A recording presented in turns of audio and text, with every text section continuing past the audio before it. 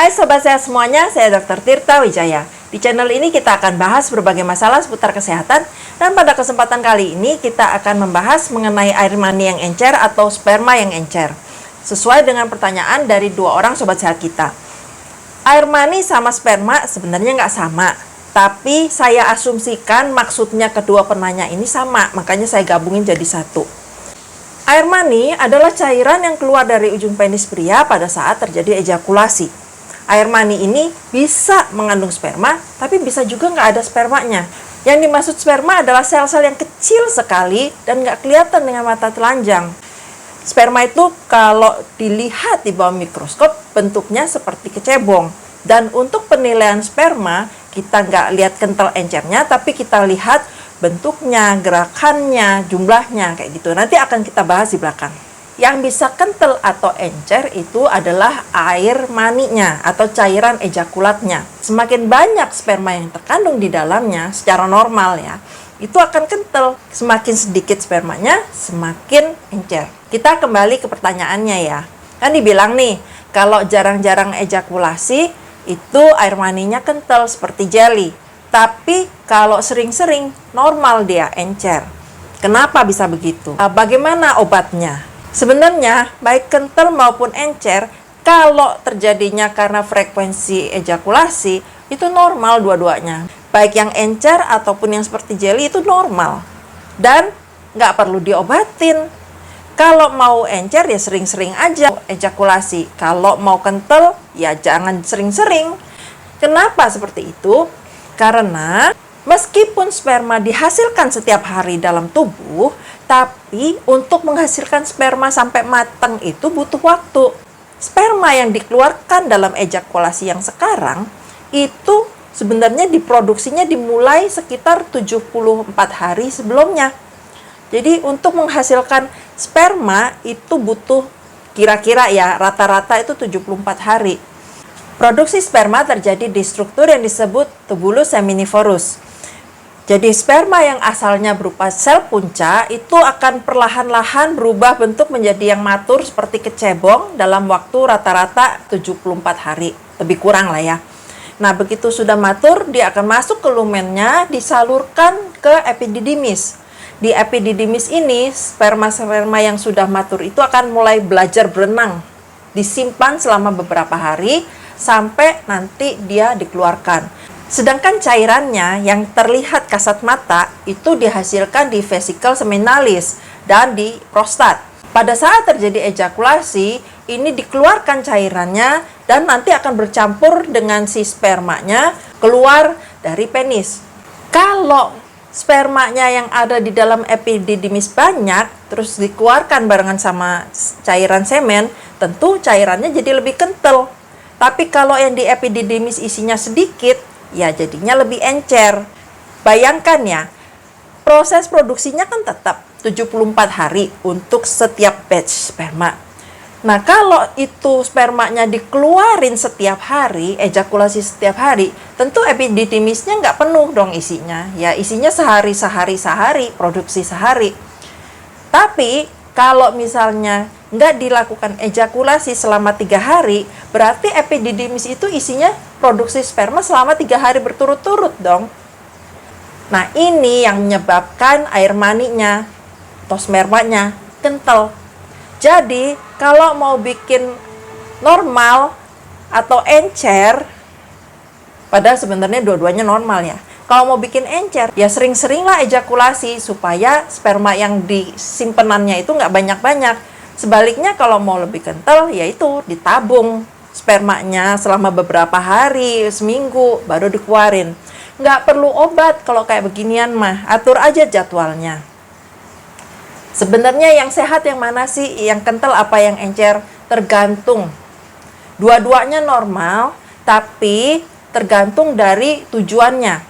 Kalau kepengen cepet hamil, disarankan jangan encer-encer. Kenapa? Meskipun memang cuma butuh 1 sperma untuk membuai sel telur, tapi supaya si 1 sperma ini bisa masuk ke dalam sel telur, itu diperlukan upaya bersama dari jutaan, ratusan juta sperma lain untuk menghancurkan zona pelusida dari si sel telur. ini adalah lapisan pelindungnya sel telur. Jadi kalau ini nggak hancur, nggak ada sperma yang bisa masuk. Karena itu, ya jangan sering-sering ngeluarin sperma kalau memang mau hamil. Semakin sedikit sperma yang dikandung di dalam air mani, tentu upaya untuk menghasilkan kehamilan lebih susah. Jadi dua-duanya normal, tinggal diatur aja sesuai keperluan. Untuk penilaian dari cairan ejakulat, selain kental encernya itu perkiraan subur atau enggaknya sih, perkiraan aja. Juga dilihat kemampuan si cairan sperma ini untuk mencair lumer. Jadi memang benar cairan ejakulat ini memang agak kental, tapi seharusnya dalam keadaan normal itu kalau sudah sekitar 15-30 menit dia akan encer supaya sperma yang dikandung di dalamnya, kalau ada spermanya, itu bisa lepas dan masuk membuahi si sel telur. Kalau si spermanya ini karena satu dan lain sebab terlalu kental, nggak bisa ngencer, nanti susah. Itu sperma yang ada di dalamnya terperangkap, nggak bisa melakukan tugasnya. Cairan ejakulat ini juga dinilai berdasarkan warnanya. Warna normalnya itu putih butek keabu-abuan. Kalau warnanya kekuningan, itu mungkin ada infeksi ya. Jadi kita harus periksa lebih jauh. Ini kenapa sampai warnanya nggak normal. Kalau warnanya agak coklat atau agak merah, pink, itu mungkin ada perdarahan di saluran reproduksinya, entah di mananya. Pokoknya yang dilalui oleh si cairan ejakulat ini. Nah, itu mesti dilihat lagi. Berdarahnya di mana, kenapa? Karena ada iritasi, radang, tumor, atau gimana lah. Yang dinilai juga adalah pH-nya. pH itu adalah keasaman ya. Cairan ejakulat yang normal itu menurut WHO sekitar 7,2 sampai 8. Sperma yang pH-nya di atas 8 itu kemungkinan terjadi karena ada infeksi di saluran reproduksi si pria. Sedangkan pH yang di bawah 7,2 itu kemungkinan disebabkan adanya sumbatan di saluran reproduksi. Dan apapun sebabnya, itu udah nggak normal. Jadi pH yang terlalu asam atau yang terlalu basa, dua-duanya sama nggak bagus. Nah, sedangkan untuk penilaian spermanya, kita nggak lihat encer kentalnya. Yang kita lihat adalah jumlahnya, bentuknya, dan gerakannya. Jumlah sperma yang normal di dalam cairan ejakulat itu sekitar 40-200 juta per sekali ejakulasi. Dari 40 juta sampai 200 juta ini kita lihat bentuknya sel-sel sperma itu normal apa enggak. Kalau bentuknya enggak normal, tentu enggak bisa menjalankan tugasnya dengan baik. Kalau jumlah yang bentuknya normal ini lebih dari 4%, udah kita bilang oke lah, baik. Selain bentuknya, isi sperma ini dinilai juga kualitasnya berdasarkan kemampuannya untuk bergerak atau motilitasnya. Yang bagus itu gerakannya menuju tepat sasaran si sel telur. Kalau gerakannya muter-muter atau nggak bergerak sama sekali, ya itu nggak kepake, dia nggak bisa kerja. Kalau jumlah sperma yang gerakannya bagus ini di atas 20%, udah kita bilang oke. Kalau kurang di bawah 20%, nggak bagus. Sekarang, bagaimana caranya mendapatkan sampel yang baik? Sampel sperma ini didapat macam-macam ya. Bisa dengan melakukan coitus interruptus, jadi berhubungan seks, terus waktu mau ejakulasi dikeluarin di botol sampel. Bisa juga dengan ejakulasi di dalam kondom, terus dari kondom dikeluarin, dimasukin ke tabung, dikirim ke lab.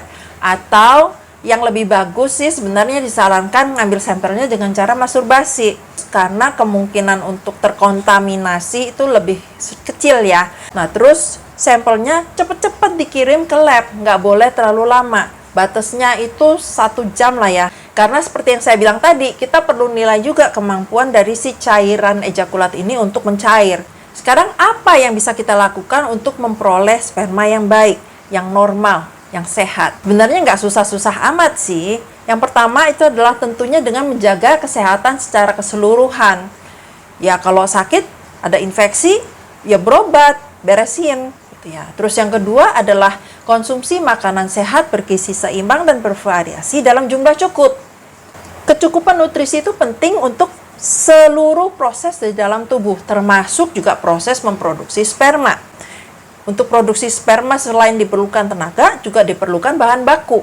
Dan bukan cuma jenis nutrisi aja yang penting, tapi jumlahnya juga penting. Sekarang nih kita makan, semua nutrisinya ada, bagus gitu ya.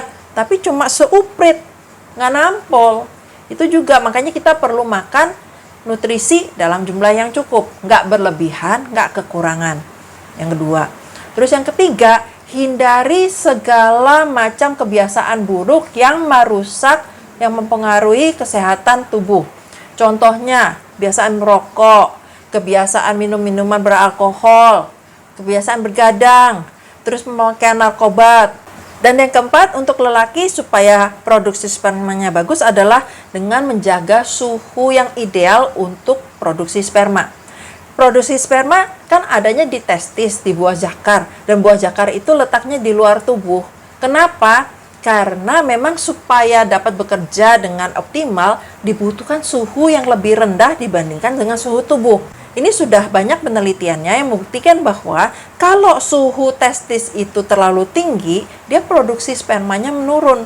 Supaya suhunya nggak terlalu panas, apa yang bisa dilakukan? Satu, ya hindarilah aktivitas yang menyebabkan suhunya panas. Contohnya, kalau kerja pakai laptop, itu jangan ditaruh di atas pangkuan. Apalagi kalau dipakainya berjam-jam, ya nanti produksinya turun. Terus misalnya kalau yang profesinya sopir gitu ya, nyetir berjam-jam, jangan pakai mobil yang mesinnya di bawah jok.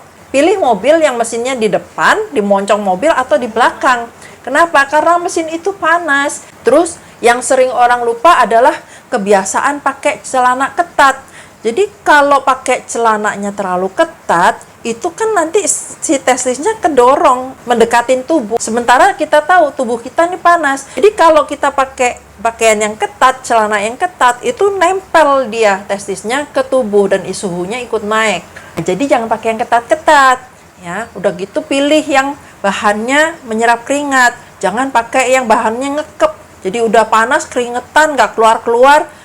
Ya, panas juga nanti testisnya. Itu adalah hal-hal sederhana yang bisa dilakukan untuk memperbaiki kualitas sperma. Kalau untuk gangguan kesuburan yang lebih khusus, akan saya buatkan video lainnya. Jadi ini adalah yang sifatnya normal aja ya. Kalau Sobat Sehat ada pertanyaan seputar kesehatan, boleh langsung di komen aja. Nanti kita akan bahas di video-video berikutnya. Cuma jangan konsul ya, karena ini disclaimer saya ya.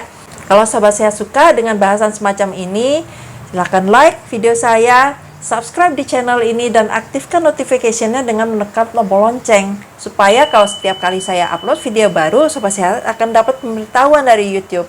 Semoga apa yang saya sharing hari ini bermanfaat dan jadi berkat. Salam sehat selalu.